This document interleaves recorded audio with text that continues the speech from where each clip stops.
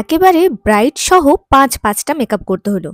২৪শে জানুয়ারি আমার ঠিক এরকমই একটা বিজি দিন কেটেছে। ২৪শে জানুয়ারি সব মেকআপ আর্টিস্টরাই বিজি ছিল আর আমিও সেই মতন বিজি ছিলাম।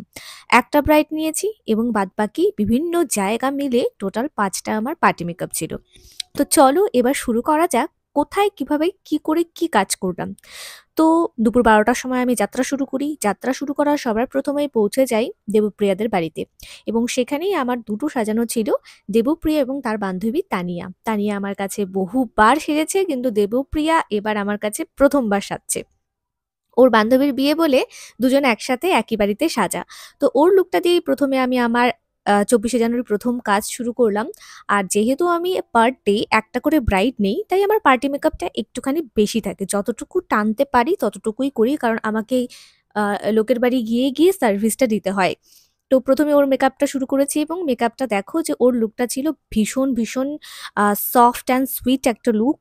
ওর লুকটা করার পর কমপ্লিট হয়ে যাওয়ার পর ওকে দেখো কি সুন্দর লাগছে এবং এরপরেই আমি শুরু করি তানিয়ার মেকআপ লুক।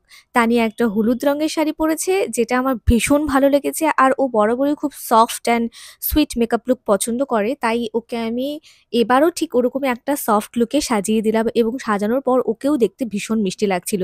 সম্পূর্ণ মেকআপ টিউটোরিয়ালগুলো কিন্তু আমি আস্তে পোস্ট করব। আজকে শুধু টোটাল একটা সিরিজ আমি পোস্ট করলাম। এই দেখো এটা হচ্ছে আজকে তানিয়ার লুক।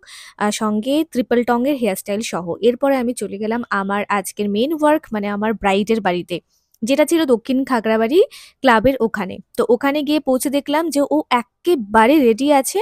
আমি একদম সময় মতো গিয়ে পৌঁছেই ওর মেকআপটা করা শুরু করে দিলাম। আর সবথেকে বড় কথা ছিল ২৪শে জানুয়ারি এমন একটা ডেট, তার সঙ্গে আমি এত ভালো ক্লায়েন্ট পেয়েছি যে কেউ কিন্তু ১ সেকেন্ডের জন্যও লেট করেনি। যখনই গিয়েছি তখনই দেখি সবাই রেডি এবং গিয়েই আমি মেকআপ করতে বসে পড়েছি।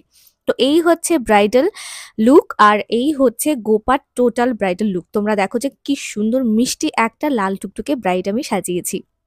ও যেহেতু আজকে আমার মেইন আর কি সেলিব্রিটি ছিল যাকে সাজানো আমার আজকে মেইন কাজ, ওকে মন মতো ভালো মতন ওকে একটু টাইম নিয়ে সাজিয়েছি।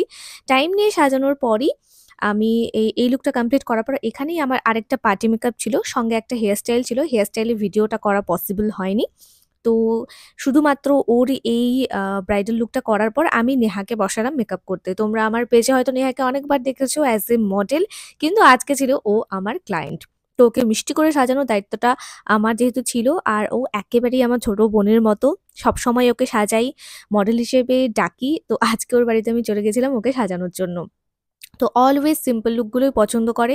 আজকালকার মেয়েরা ভীষণ স্মার্ট সাজতে পছন্দ করে। ও ঠিক সেরকম একটা লুক পছন্দ করেছে এবং তার সাথে একটু গ্লোয়ি মেকআপ লুক।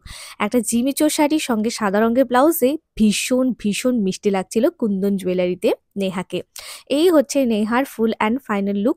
এখান থেকে চটজলদি আমাকে যেতে হয়েছে কারণ পরবর্তী লুকটা করতে আমার একটু লেট হয়ে গেছে। কারণ সারাদিন ধরে এত কাজ করার পর আমি ঠিক ৬:৩০ পৌনে ৭টার দিকে আমি সোমাদির বাড়িতে পৌঁছে যাই। আর সোমাদির ডিমান্ড ছিল যে সোমাদিকে দেখতে আজকে যেন একদম একটা বড় বউয়ের মতো লাগে। তো সেই রকম লুকটা ছিল সোমাদির ডিমান্ড। আমি সেই লুকটাই কিন্তু কমপ্লিট করার চেষ্টা করেছি এবং ভালো মতো মেকআপ করার চেষ্টা করেছি। আর এটা ছিল আমার লাস্ট কাজ। কিন্তু প্রচন্ড তাড়াহুড়ার মধ্যে ছিল কারণ বরযাত্রী ওদিকে এসে পড়েছে আর আমাকে তাড়াতাড়ি কাজ করতে হতো। কিন্তু তবুও সোমাদি আমাকে যথেষ্ট টাইম দিয়েছে পুরো লুকটা ক্রিয়েট করার জন্য। এইজন্য দিদিকে অনেক ধন্যবাদ।